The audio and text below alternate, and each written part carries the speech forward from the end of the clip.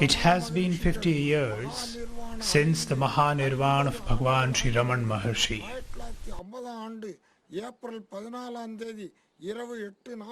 I had the rare good fortune of being present on the night of April 14th, 1950, when a brilliant star slowly sailed across the sky at the very moment the Maharshi took his last mortal breath. Even more than this, my destiny has been uniquely connected to the Maharshi from my birth. My father, Nagasundaram Iyer, was the younger brother of Sri Bhagwan.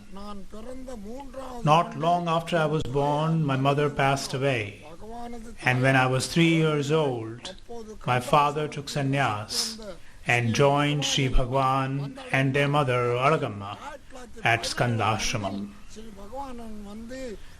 I was then lovingly raised by Bhagwan's sister Alamelu and her husband Sri Pichu Iyer. Since they had no children of their own and none of my father's brothers had any issues, I became the only remaining descendant in my family's line. As a child, I was brought to Tiruvannamalai 2 or 3 times each year to see Bhagwan, my father and grandmother Alagamma when she was still living. Sometimes I was left in the care of Bhagwan and stayed overnight in the ashram. Like a mother, he would put me to sleep at night and then wake and wash me in the morning. My life flowed on smoothly. I was married in 1929. All my 7 children were brought to Bhagwan soon after their birth, and he was pleased to bless them by giving them their names. With Sri Bhagwan's consent and blessings, I was requested in 1938 to move to Tiruvannamalai and assist my father, Sri Niranjanananda Swami, in managing the ashram. After my father was absorbed in Sri Bhagwan in 1953, I succeeded him as the ashram manager and president. In all humility, I can say that Bhagwan has showered on me incredible grace and blessings from my birth to this very day. In 1984, my wife Nagalakshmi attained the holy feet of Sri Bhagwan. I continued serving in the ashram until 1994, at which time I resigned, handed over the presidentship of the ashram to my eldest son, Sri V.S. Ramanan, and took the vows of sannyas. I now live a quiet life in the ashram, remembering the holy presence of the Master and thanking him for his innumerable blessings on me and all his devotees the world over. After the Maharshi's Mahanirvana, we published many reminiscences about Bhagwan, written by devotees who moved closely with him. These books are a valuable testimony to the ever-present divine personality of the Master. What you are now about to see is yet another testimony to the living presence of Sri Ramana Maharshi. You will hear from the lips of those who had the wonderful privilege of living under the watchful, loving eye of Sri Maharshi, who was perhaps the greatest sage of the 20th century. I have known these devotees since I came here in 1938. We were like one family, and Bhagwan was our father, mother, our everything.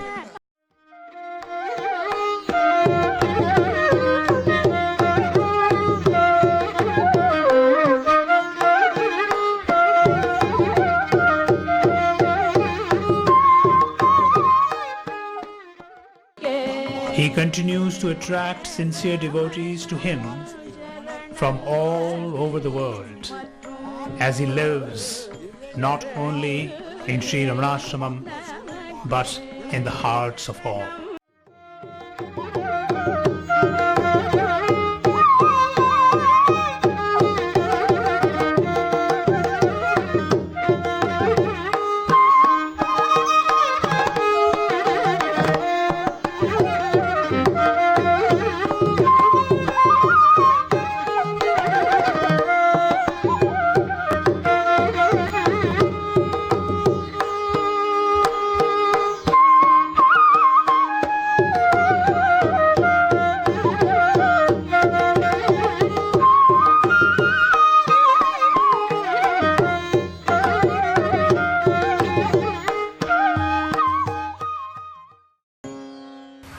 I first met Bhagwan on the 29th of September 1940, and I last met him in the first week of April 1950, a week before his death.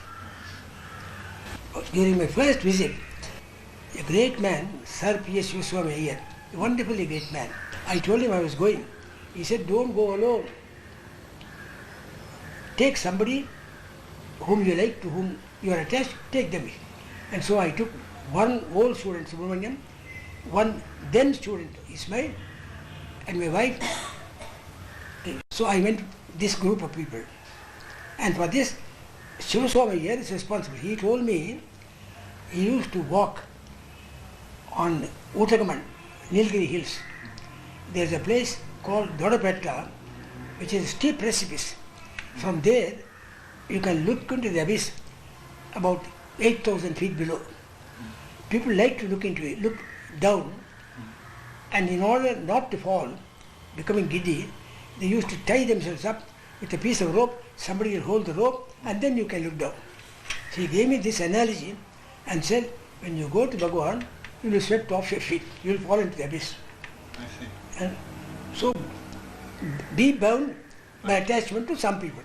So I had 3 ropes, my wife, my students, they were fine people, all they were very good people. Many people went to him because they wanted their wishes fulfilled.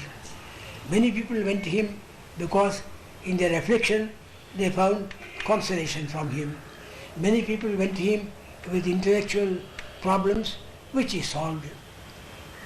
So there are many, shall I say, demands on him, and he met them mostly. So far as I am concerned, I went because, see, 1927, I had heard of him, I had read about him.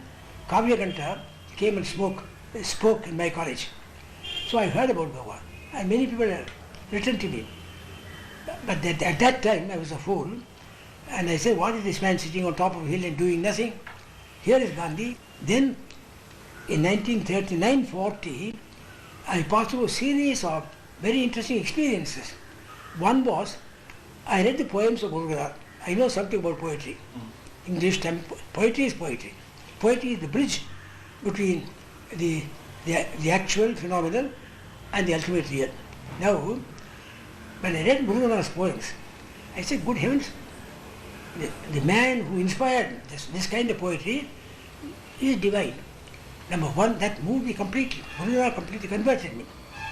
Next thing that happened was that I had a very terrible domestic problem. A niece of mine had broken away from her husband, and various things happened. Good people, all good people. And I did not know what to do. I didn't want them to quarrel. They're both good people, but they parted, they married again, that's another story. You take it casually in America, we don't. So this thing happened. Then various things of the... most important of all, I used to spend vacations in Bangalore. Now during that vacation, that is April 1940, a famous Pandit, Sanskrit Pandit, great Sanskrit Pandit, systematically taught me the Brahma Sutras. Then I could see that behind this apparent laziness of Bhagavan was something very profound. And that man said, this is not mere theory. You go to Tirunamale, you see the man. So when a brigade scholar told me Bhagavan, Another very interesting thing was, you must have heard about Douglas Ainsley. Douglas Ainsley. He came to Madras. I was in Presidency College. I took him around because I'm myself a great admirer of Dante and Croce, Benedetto Croce, philosophy of the aesthetic, practical history. He was a great favorite of mine, and he knew Croce personally and he translated. And so after I spent a week with him, taking him to various places and so on, he casually asked me, have you seen Ramana Maharshi? Now here is an Englishman steeped in Italian philosophy telling me about Ramana. So I said, I should be ashamed. I was ashamed. Then I reported, you saw me, I'd like to go. He said, don't go by yourself. Tie yourself in many bonds. Well, I did. I'm still tied up. I haven't the courage to run away from her. You see, many people tell you, go to the Himalayas. Bhagavan is here. So all these things, so to say, compelled me. And all my problems were solved in 5 minutes. As I say again and again, in his presence, I felt like a little baby in its mother's lap. How to explain this?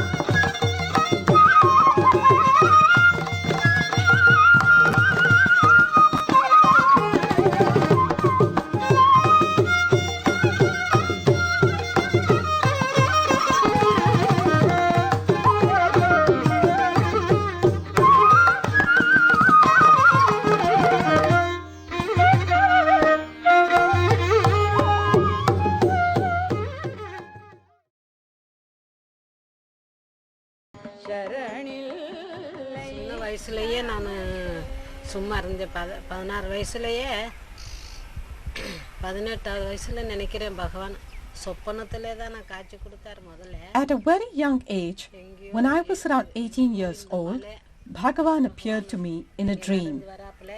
In the dream, I saw this hill and Bhagavan walking towards me. I could even see a Shivalinga in the dream. Before this, Krishna used to appear in my dreams frequently. But here was a person I had never seen before. I was captivated by him. Our family deity was Vishnu, and we used to offer puja to Vishnu and Krishna. However, seeing a Shivalinga in the dream puzzled me.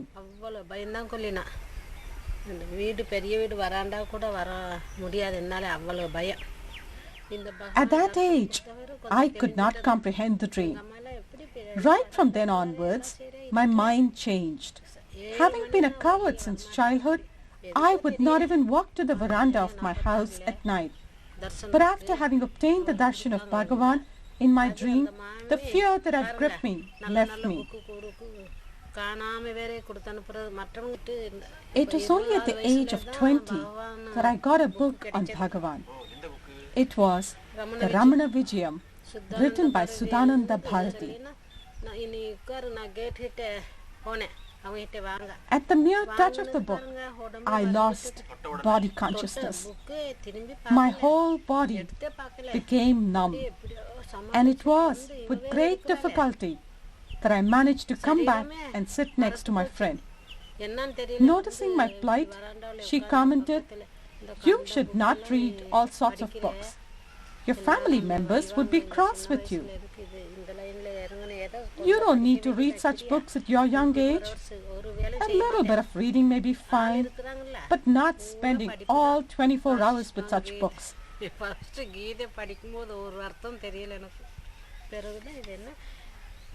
Those days, I would spend all my time reading spiritual books like Jnana Vasishta, Bhagavad Gita, etc. I curiously opened Ramana Vijayam for the first time. As soon as I did so, I saw a picture of the young Bhagavan. I fell down on the impact of seeing the picture. What book is this? I wondered. Don't read this book. I think this book will change your life, my friend warned me. I saw her off and took the book to bed with me. I was afraid that I would swoon again. So I lay down on the bed to read the book. As I read the book, I was so absorbed that I didn't feel my goosebumps. My eyes kept closing involuntarily. I later understood that this was meditation as prescribed in Bhagavan's path. In my family, women were not allowed to leave the house, not to mention leaving the town. However, after reading Ramana Vijayam, I felt I should meet Ramana Maharshi before giving up this body, whatever the consequences. The book provided me with this vairagya, but I could not leave home immediately, and it was 2 years before I was successful. I left home stealthily with my brother's help. He is also a spiritual person and is a sadhu now. I reached Arunachala with the help of a servant. Having reached there, I was filled with guilt for having run away from home and remorse for having done a wrong thing in order to achieve good ends. I wished I had been born in some other family. I felt very depressed. I came to Bhagavan's Sannidhi outside the old hall. Ommandua Reddyar was seated among the audience at that time. I had gone to the office to inquire about Bhagavan and was told that he was near the well. When I came to the well, I could not see Bhagavan, only a flame of fire. I asked for directions to go to Bhagavan, and they have sent me to a sacrificial place, I said to myself. As I stood there, Bhagavan appeared at that very spot. I thought I had this delusion of seeing fire instead of Bhagavan because I had come in from the hot sun. It was only later that I realized that Bhagavan had given me Jyoti Darshana. I could feel the Spurana in my heart. Bhagavan said, "You have come home. Sit down." I sat down in front of him, but did not ask him anything. There were so many people around, and I was not used to it. I had no idea what to ask him anyway. I spent 3 days sitting in front of Bhagavan. However, the feeling of guilt of running away from home continued to haunt me. One day, Bhagavan narrated his story to Ommandua Reddyar. I ran away from home too. I was afraid that somebody might catch hold of me and take me back home. I was running away like a thief. If it was so difficult for me, how much more difficult would it be for a woman? These words of Bhagavan wiped out my sense of guilt completely. Those words of Bhagavan also removed any residual fear in me entirely. Since then, I have gone round the hill alone several times, even at night. I would go without telling anybody. There was no fear. If I had fear, how could I have stayed here alone? About my running away, Bhagavan said, "What about it? That may be needed." I was 16 when I came here. Moreover, she is a young girl. That is how one must do it if need be. What's wrong about it?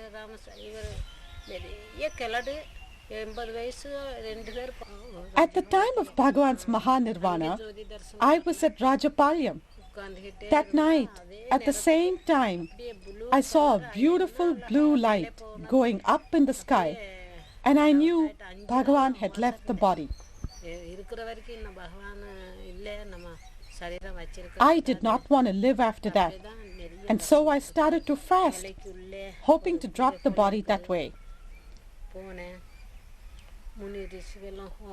For 5 or 6 days, I did not touch food. But during that time, I had several visions, and in one of them, I was taken inside a cave on the hill and saw rishis performing yajnas. Sri Bhagavan was seated there. Bhagavan said, "Why are you crying? Why this anguish? You say that I have gone away, but where have I gone? I am here. Can you not see me?"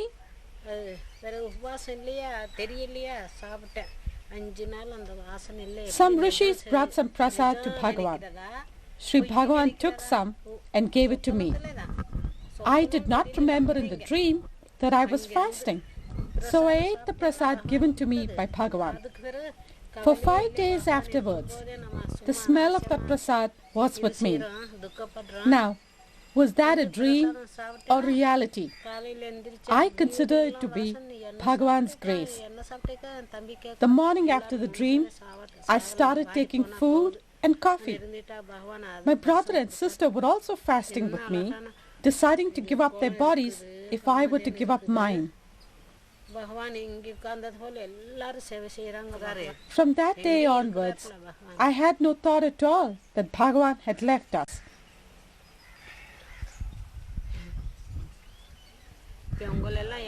He is all-pervading. I felt no more sorrow in my heart. He is here too. See how we all are gathered here. What have we done to deserve this?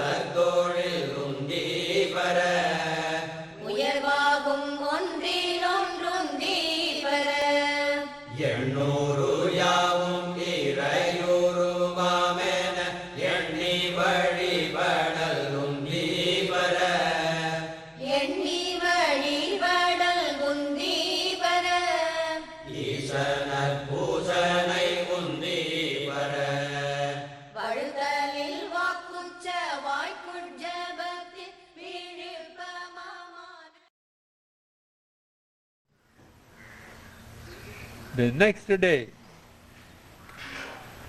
we had a meeting with Bhagavan. Just then Bhagavan had arrived in the present premises of the ashram, where there are no buildings at all. There is only a shed covering the samadhi of mother. Bhagavan was seated on a bench under a tree, under the shade of a tree. He had the dog Rose lying on that bench.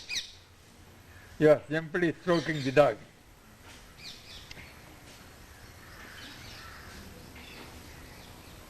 I wondered, among us Brahmins, the dog is an animal whose touch will defile the purity. A good part of my respect for the Maharshi was gone when I saw him touching that unclean animal. For all its cleanliness and neatness, it was unclean from the Brahmin point of view. I had another question. I was then an agnostic.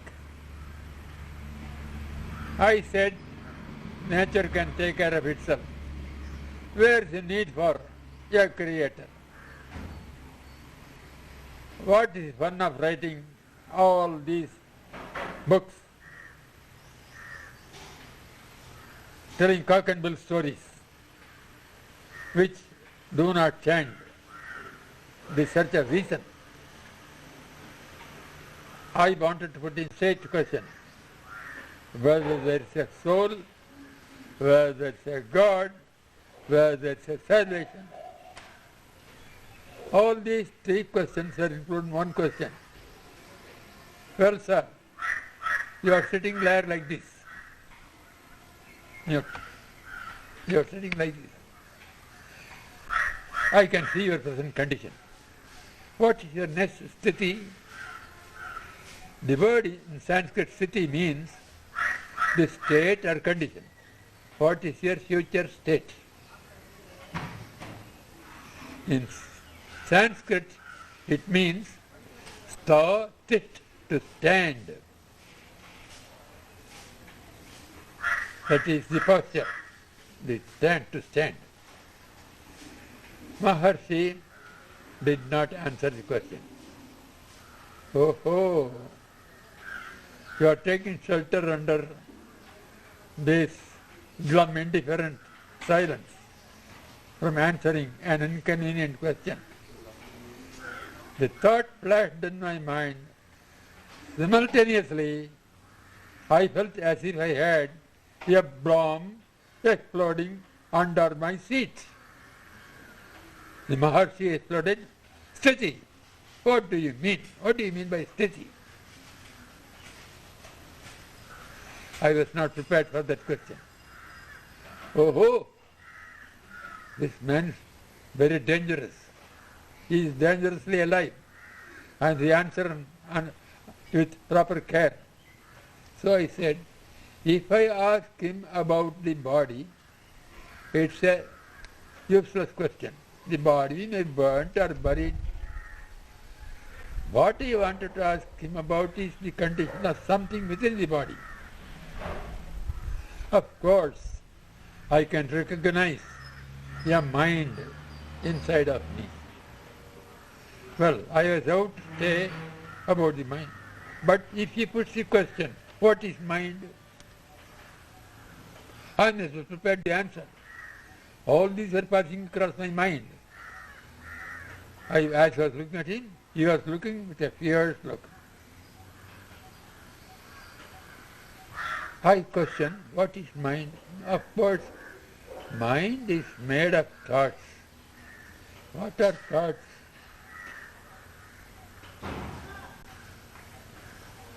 I landed in a void.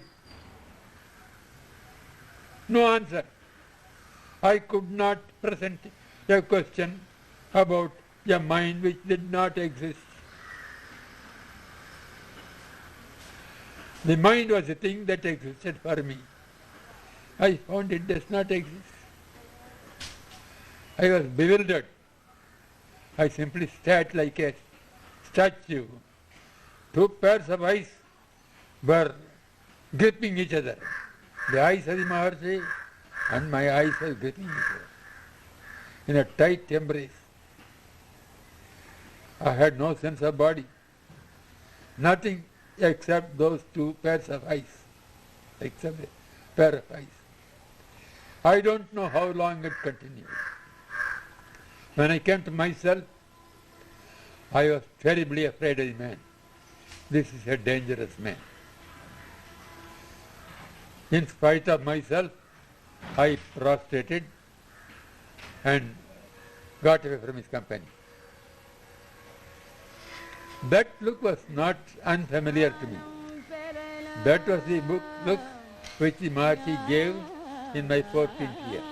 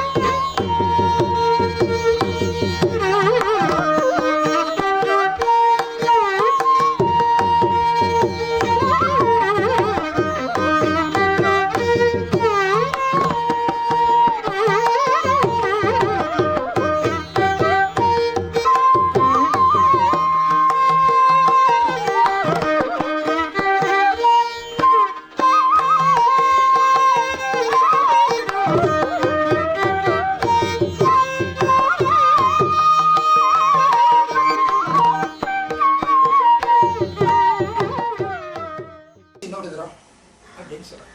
இப்படி என் லைஃப்ல பிகினிங்ல எல்லாம் This incident took place after Bhagavan had moved to the new hall. பகவான் new hall During those days, the front row closest to Bhagavan was reserved for the important people, front எல்லாம் அப்ப கூட முக்கியமானவளா தான் உட்காருவோம். அந்த காலத்துல although Bhagavan did not know about it. அவ எப்போ ஒரு arrangement There was a specific unspoken seating arrangement, and others who occupied those places would even be asked to go and sit elsewhere. அப்ப நான் என்ன பண்ணேன்னு கேட்டா நான் On this day, the front row was empty. Rani Majumdar and myself were sitting by the window at the end of the hall. யாரும் உட்காரல. Rani suggested that the two of us could sit there close to Bhagavan. ஃப்ரண்ட் ரோனா என்ன தெரியுமா உங்களுக்கு? பகவானோட கல் சோபாக்கு எதிர்க்க I agreed. அந்த ரெண்டாவது தூண் இருக்கே. The front row would begin at the pillars closest to Bhagavan's couch. உட்கார மாட்டேன். No one could sit right beside the couch in order to give people room to move about. எங்களை பார்த்து ஒரு தெலுங்கம்மா காமேஸ்வரமா நாங்க உட்கார்ந்து On seeing the two of us, a Telugu lady called Kameswaramma also came and sat next to us in the front row. The three of us were directly facing Bhagavan. உட்கார்ந்த உடனே As soon as we had settled there, Bhagavan began looking directly at me. தீக்ஷ்ணமா என்னே பார்க்கிறார். Unable to bear the intensity of his direct look, பகவானோட பார்வை என் கண்ணுல பட்ட உடனே என் கண்ணு தாங்கிக்க முடியல. I immediately closed my eyes. கண் மூடி இருக்கேன். How long I remained like that, I do not know. அப்புறம் மத்தியில நான் But some time later, I opened my eyes and found Bhagavan seated motionless, looking at me just as before. மறுபடியும் கண்ண மூடிட்டேன். கொஞ்ச நேரத்துல என்ன ஆச்சுன்னா மௌனி இருக்கார். I closed my eyes again. தபால் கொண்டு வந்து கொடுப்பார். Some time later, Srinivasa Rao Mauni Srinivasa Rao தபால் எடுத்துன்னு வந்தார். came with the day's tapal. தபால் எடுத்துன்னு வந்த உடனே அப்ப நான் கண்ண மூடிருக்கேன். எனக்கு என்னன்னு தெரியாது. நான் அப்படியே கண்ண மூடின்னு உட்கார்ந்திருக்கேன். Hearing Bhagavan talk to him, I opened my eyes. அப்ப வந்து பகவான் என்ன பண்றதுக்கு பேச ஆரம்பிச்சார்.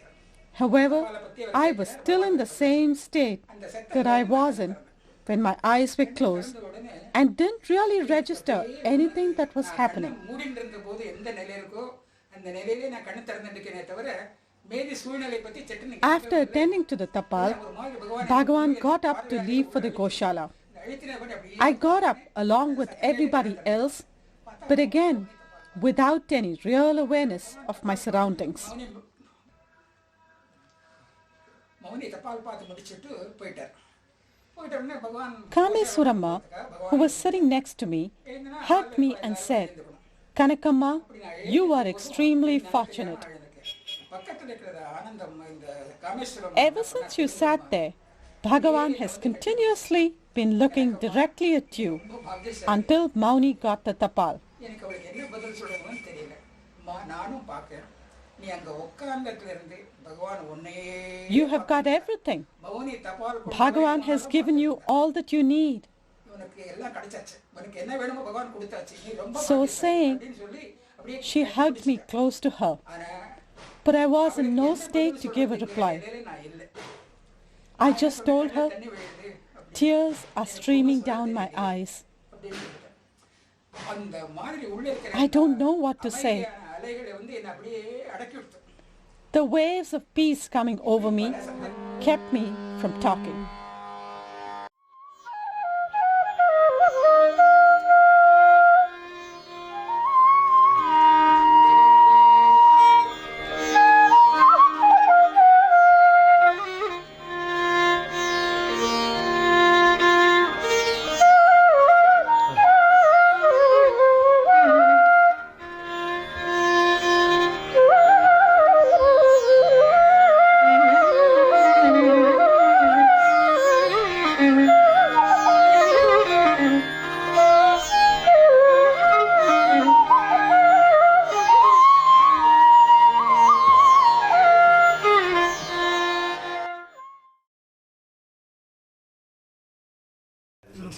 I came from Tondanguruchi, where I had a stall to distribute water to the needy. One day, a sadhu came and gave me Bhagavan's Upadesa Saram and a photograph of Bhagavan. I saw Bhagavan's picture and was instantaneously captivated. I decided that I must see Bhagavan immediately. I hastened to Tiruvannamalai the very same night and have never gone back.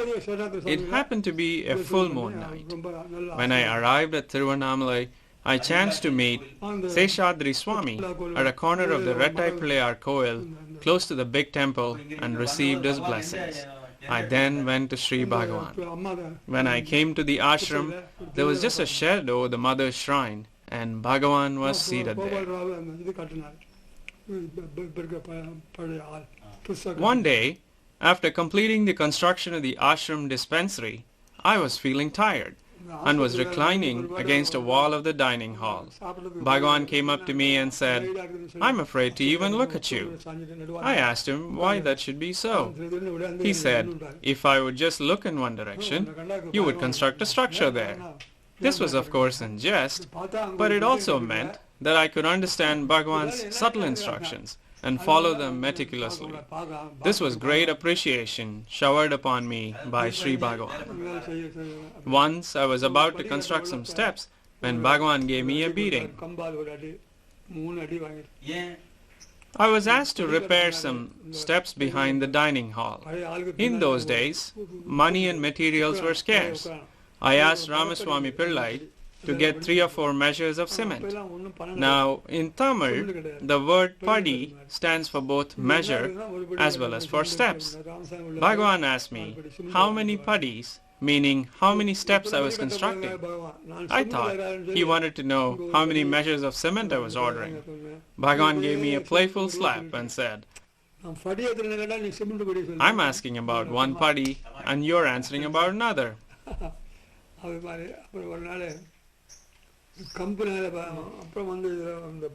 On another occasion, I was cementing the surface below the water tap to be used to clean vessels. Bhagavan was sitting next to me, giving me instructions. As I got up, I banged my head hard against the tap. Bhagavan asked Madhava Swami to bring Zamba and personally massage my head for a long time. Though I had pain in my head, I kept reminding myself of Bhagavan's teaching, which was to give up the I am the body idea. I also thanked the tap for giving me this opportunity to receive a massage from the golden hands of Sri Bhagavan. It is said in Aksharamana Malai, "Unless thou extends thy hand of grace and embrace me, I am lost. Have mercy on me, O Arunachala." Or, "Graciously enfold me body to body, limb to limb, or I am lost, O Arunachala." In the earlier days, Madhava Swami, Rangaswami Subramanyam and I used to massage the sole of Bhagavan's feet with oil at night and put our heads against his feet to receive his grace after completing the massage. Bhagavan used to pretend to be asleep when we did this. However, when large crowds started coming to the ashram regularly, we had to stop this practice of ours. When we tried to massage him, Bhagavan would say that if I did so, then everybody would want to touch him. Vande Sri Ramana Rishehe Acharyasya Padabjam Yo me darshayadisham Bhantam Dhvantamatitya Kathaya nijaya kalusham harata karuna nidhina runa shailajusha Bhagavahana bhashita tattva Vrishavahana mauna rahasya bhita Ganaranmukha suri sabha guruna guna sanchaya ratna mahodadhina Dhana gudha sahasra karena yatha tanukanchuka gupta maha mahasa Chaturena chalendriya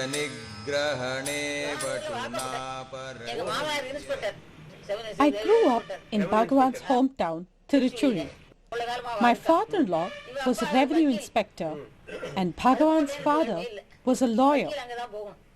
I lived in Tiruchuri for 3 years when his father was alive. I was married when I was 13 years old and lived at my in-laws' place for 2 years. When I was 15, my husband passed away. I then came to Tiruchuri and stayed at home all the time. It was at the age of 28 that I came to Bhagavan. I had not seen him before. My sister was married to a doctor, son of Tiruchuri's Lakshmi Ammal. In those days, my brother-in-law and my sister's mother-in-law used to say that a boy who used to live in Tiruchuri had become a great saint and now lives in Tiruvannamalai. They wanted me to see him. I refused, saying that it was not proper for me to leave home.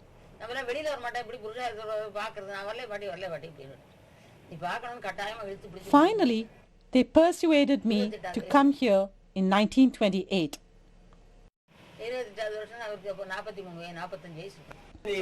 When I came here, the old hall was already built and Dandapani Swami, Muruganar's father-in-law, was in charge.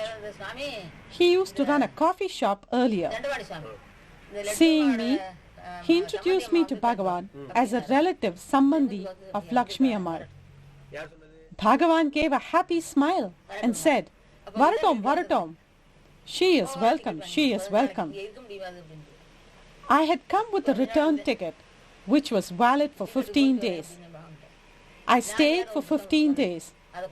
When I took leave of Bhagavan, he handed me a copy of Who Am I? While I was here, I had my periods, so I had to be away for 3 days. Tennamma, the kitchen help, was preparing special food for me.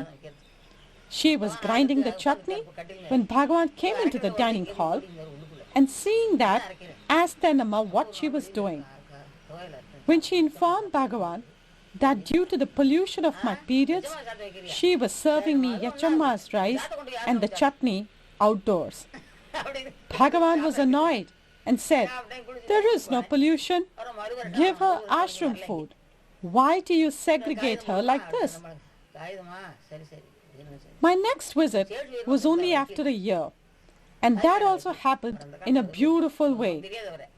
It seems the ashram was contemplating writing a letter to me, asking me to come and help in the kitchen. At that time, Sri Seshayar, a lawyer from Kakinada, and a father of 6 sons and a daughter, visited my village to meet his relatives. He was going to Tiruvannamalai and asked me to go with him. The moment I entered the hall, Bhagavan remarked, "See, you wanted to write to her, and she has already arrived." Bhagavan and I used to cut vegetables, make paste, and make other preparations for cooking. Even for dosa, we used to grind together. It was a great joy to work along with Bhagavan. He was always in a joyful mood. Even a few words spoken by Bhagavan or a stay of few minutes with him used to take away whatever sorrowful or dejected mood we were in. In those days, there was water scarcity for 6 months. So cooking was a difficult task during those 6 months of scarcity. We used to fetch water from the well in Palakotu and fill up a big vessel in the kitchen. Later, Bhagavan then had his well dug outside the dining hall, after which there was no water scarcity. I worked in the kitchen for 5 years. Santamma, Tennamma and Subbalakshmi Amma used to work with me. Bhagavan would come with other sadhus to cut vegetables at 5 o'clock or so. We did all the 3 meals of the day: breakfast, lunch and dinner. The food was all prepared by me, and I also had to serve Bhagavan. He liked it very much and insisted that I should serve him. Bhagavan's way of cooking was always very delightful. One day, he asked me to cook the brinjal, eggplant tops, that had been left over along with some green peas. I argued that the tops were too thick and would not cook properly. He convinced me that I should cook it and told me that it would turn out all right. When it did not cook well, I went to the hall once or twice to tell him that it was still not cooked. Bhagavan then came and started stirring it. Surprisingly, it was cooked nicely.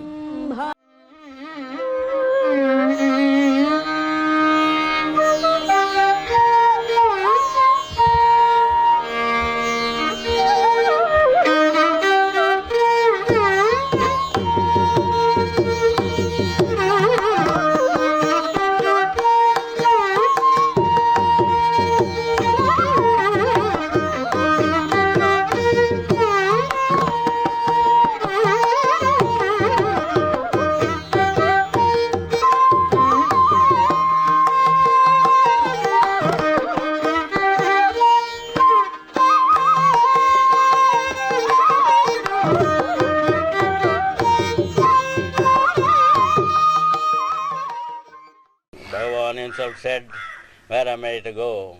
I am sure," he said. The same he is keeping up the world. How can you, what you are entering this office, ashram premises versus the gate itself, you put some sort of peace that anybody can enjoy that, but even not a devotee. That is always here. So his presence is felt here always. A jnani has no going or coming. He is always present. So if that is the case, there is no way to do the physical form is not necessary unless you are developed freely to understand what is Bhagavan. Then only it is, even after coming here and sitting in the hall for months together, I was not able to understand Bhagavan. What is Bhagavan? What is he? What is he giving? What is he doing? Who is he? After some months only, I went to know what is Bhagavan. It is the Supreme Being, flesh and blood, perfection to the core. We cannot say. They say avatars, but he is not an avatar, just above that state. He is the Supreme Being, personified embodiment. Face to face we sat among us, slept along with him, took our food with him, and sat with him at his feet for years together. And we say, Vedic age, we hear about rishis, the annals of history. We do not hear anything about such a great sage. He is the greatest sage of our time. In Vedic age also, there were rishis. They have got their own impulses. They get anger, they get lust, everything. But can we say anything about our Bhagavan? No, we can't say. And also Mr. Chadwick told, if at all there is anybody fit to express the greatness of Bhagavan, it is Bhagavan himself.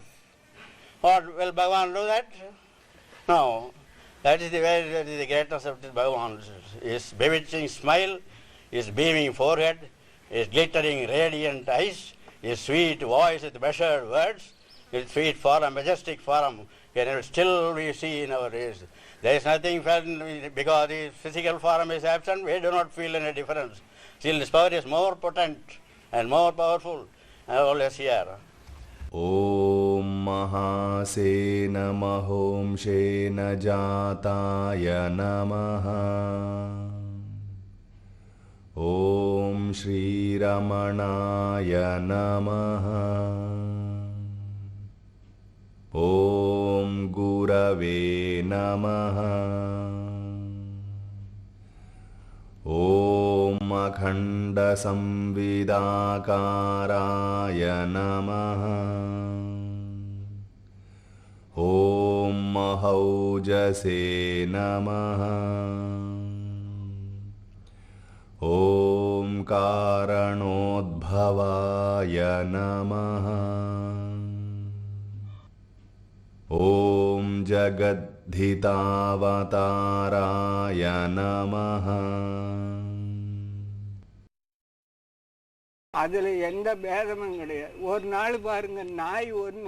There was a lame puppy in the ashram, small and black. It would eat anything that was offered. Anantanarayan Rao, a devotee and a veterinarian, was asked by Bhagavan to take care of this puppy. In the morning, this puppy would be given idlis for breakfast. It would then relieve itself in front of the ashram office and create a nuisance for people there. When I was informed of this, I was angry at the dog and instructed the kitchen staff not to give him idlis. The dog ran to Bhagavan and complained, its tail wagging. When I told Bhagavan that the dog was denied idlis in accordance with my instructions, Bhagavan was annoyed and said, "Oh ho, you're using your power. So many people have used power and have become power mad. Now it's your turn." The next morning, while Bhagavan sat for breakfast, he refused to take idlis and relented only when all of us prostrated before him, begging him to have his breakfast and promising that the puppy would be fed every day. That puppy used to eat even human waste and then come to Bhagavan. He would take his towel and wipe its face and keep the towel under his armpit, which won't be clean till the next morning. When we showed our displeasure, Bhagavan retorted, "Yes, yes, you all pretend to be clean. Only the outside is clean. Is the inside clean?" When he said that, we felt very ashamed.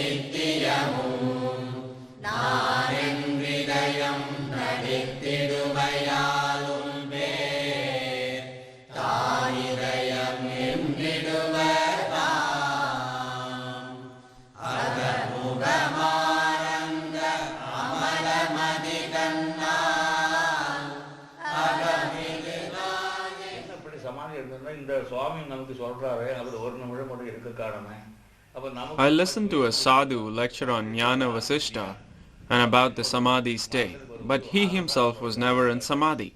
I wondered if it was all just mere talk and theory, and whether there existed someone who was actually in the state of samadhi. When I put this question to the sadhu, he told me not to have any doubts, and that there was a jnani right then in Tiruvannamalai who had attained the realization at the age of 16. He hadn't read any Vedantic texts, but was a Mahajnani who had attained the highest state and was always in samadhi. The sadhu mentioned that he has had Bhagavan's darshan. The moment I heard this, I was thrilled. The name Ramana Maharshi felt like nectar in my ears. Tears welled up in my eyes and my whole body quivered with joy. The urge to go see him welled up in me. In a few days, I set forth to Tiruvannamalai.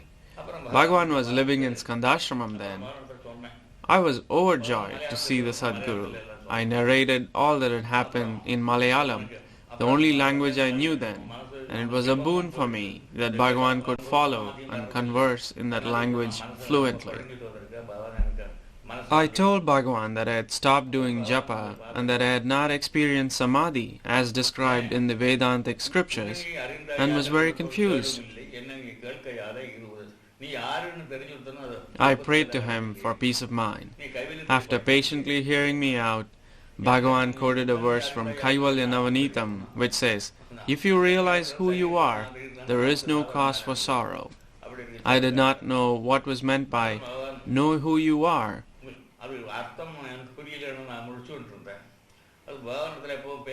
Seeing me blinking in ignorance, Bhagavan proceeded to tell me that the mind is mere thoughts, and knowing oneself is to find the source of all thoughts. So saying, he pointed to his heart. Until then, I was concentrating only on the Bhumadhya. However, when I turned my attention to the heart, I was led to samadhi quickly.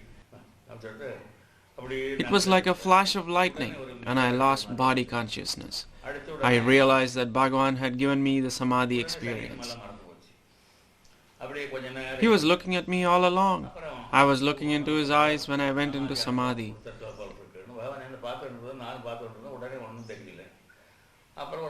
It was then time for lunch.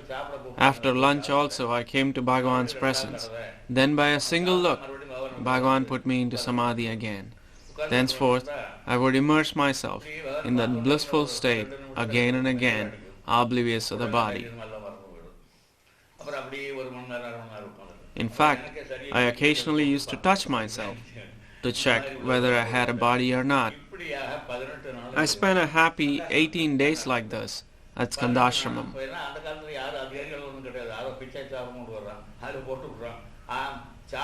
Someone used to offer food to Bhagavan, from which all of us were also given a share. I started feeling guilty that instead of offering food to the Guru, we were eating out of his share, and that this was not proper. Also at home, I had my own room, where I could practice in peace as I felt I was established in samadhi. I felt I could remain in samadhi all day at home. Besides, this would absolve me of the sin of causing my guru loss of food. I went back to my village, but as the time passed, the intensity of meditation lessened. When I noticed that I could no longer be in samadhi, I understood that the samadhi anubhava is by the grace of the Guru and not by my own attainment. I felt that I shouldn't have come away from Bhagavan, and that had Bhagavan used the same logic, he would have gone back to Tiruchuri.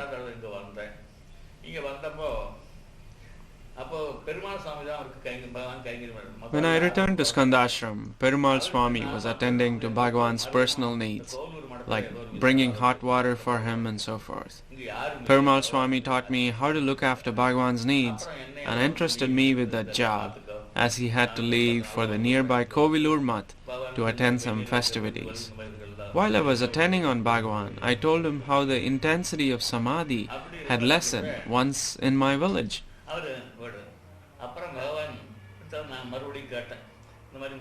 Bhagavan very graciously quoted from Kaivalya Navanitam that the samadhi anubhava occurs to everyone and anyone by the mere presence of the Sadguru or by reading his works, but it would not be permanent.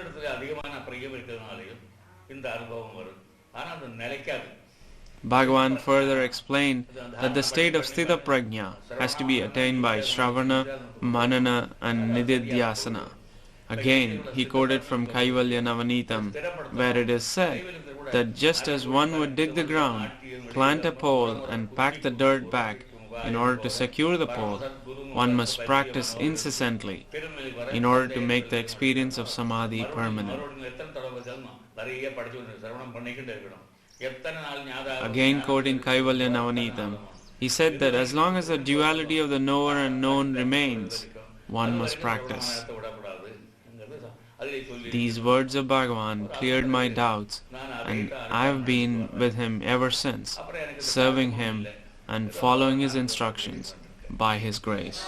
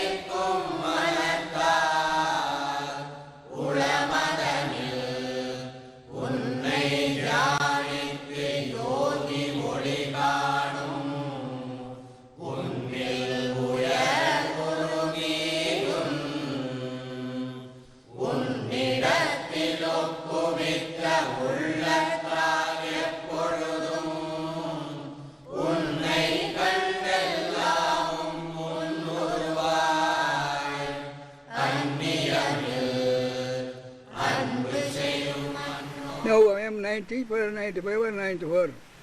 These trees I am making what I was living here. What do you think matter whether I live here or there? The practice you practice. Who am I? Who am I? Not where am I or whence am I? Who am I? Leave the other things, don't confuse yourself with the other questions. And see who you are. Where you are not in sleep, now you have come. Where from you have come, you can see. It's a clue. It's the only way. Bhagavan also has said it somewhere. So you believe in Bhagavan, have absolute faith in Bhagavan and try to practice this who am I. Mind will be easily. Whether is a mind or no mind, it is material. But mind is, you realize, you understand what you are, what my mind is. Everything will be clear then. You concentrate, if you want to understand a thing. You focus, you concentrate the same thing introspectively. But it's not you concentrate in the brain. Introspection goes to the heart. That's the difference.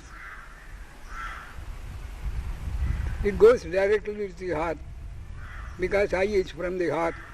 From I is all God.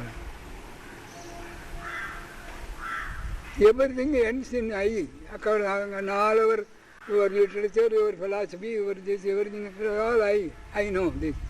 Radha Krishna, yes, I. Whoever it is. But a jnani is beyond I.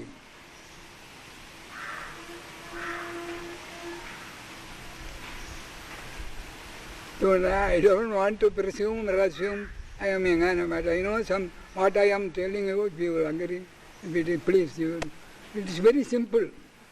You must know the method, the technique of it, so to say. It's a technique, no doubt. Because you know words. It's as I told you, it's nearly trying to remember a forgotten thing.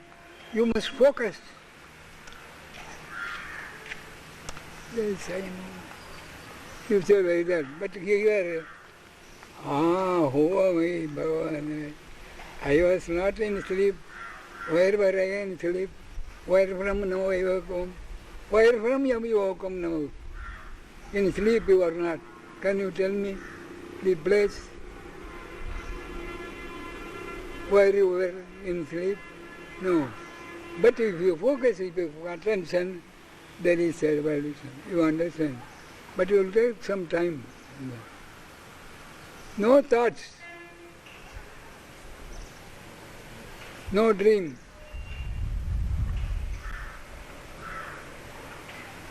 Waking is only daydream.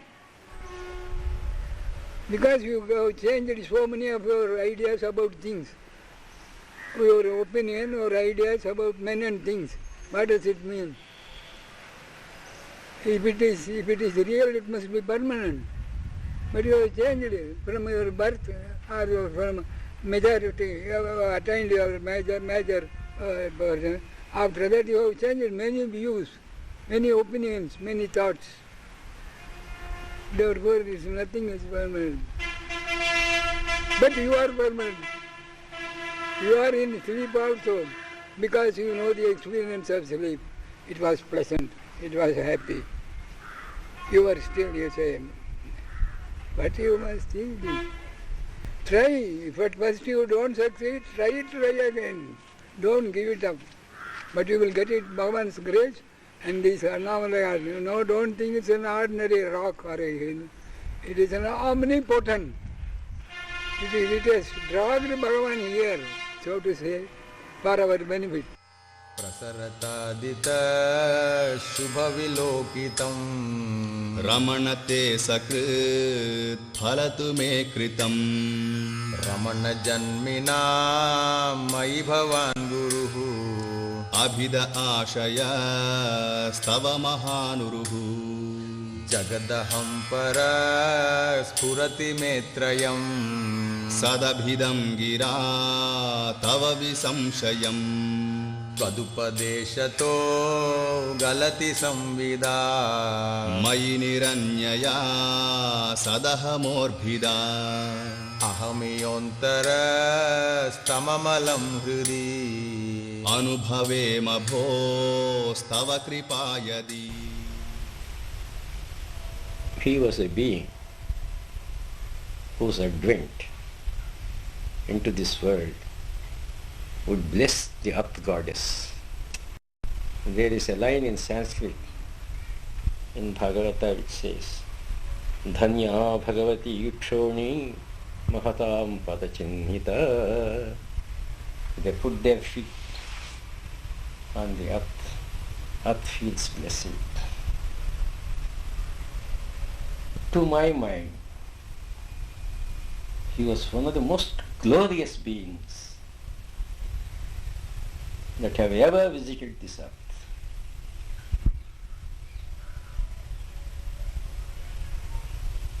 The more you live with him, the more you feel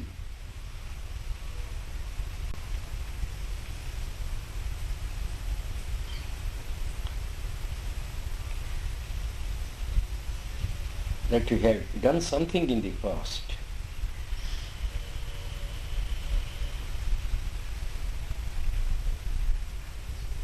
something great which entitled you to deserve association with Bhagavan. Being with him is being elevated. You need not talk with him. You need not discuss with him. You need not try to learn from him through speech. He was pouring out his grace like the rays of the sun. No stopping, ever.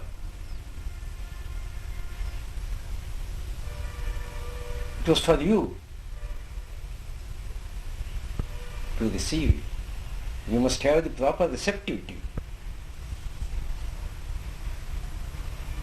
Of course, we could not do it all the time, being weak. Whatever we could receive, we could observe, went into us without our knowing it and remade us. There was no special effort needed on our part. It was all his. The effort was not really ours. Of course, he had no need of any effort to make. But he was molding us, he was shaping us. If only we did not put any psychological obstruction between himself and us, like doubting, like mental distraction on our part. Without my effort, Bhagavan's figure comes before my mind, off and down, sometimes intensely. So there is no need for me to revive my memory, as it were, by an effort. It is as if he has occupied my being.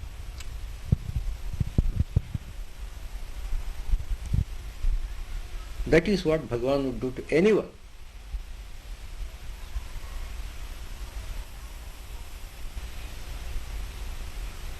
Provided we are utterly sincere. Insincerity would not pay in regard to Bhagavan, however great a person might be.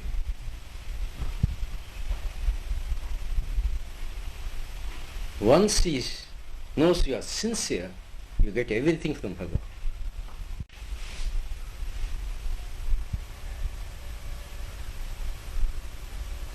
Even now, I do feel he will answer your call, provided it is really sincere. He is here near you, wherever you be, in the heart he is, as the self.